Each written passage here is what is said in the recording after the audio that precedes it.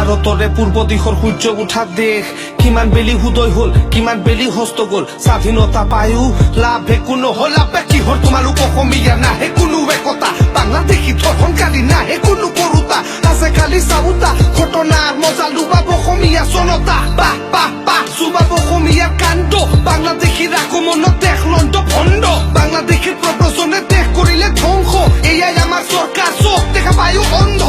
তোমাৰ ৰাজনীতি নাবালিকাৰ ধৰ্ষণ শুনি শুনি কাণ পকি গল নাৰীবোৰৰ নিৰ্যাতন ধৰ্ষিতা যুৱতীৰ আতংকিত ক্ৰন্দন কোনে আজি কৰিব সেই আতংকৰ বিনাশন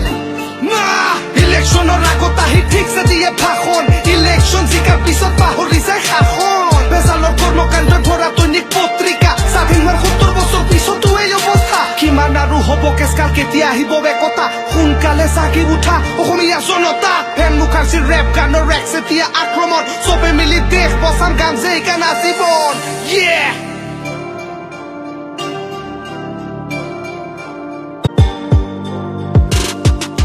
1671 मुगलों ने किया हमला असम में लहराया था मुगलों का झंडा पूरे देश में फैला था उनका आतंक का छाया महिलाओं का रेप और बालकों की हत्या तब आया मसीहा सबका छूटा था पसीना नाम था उसका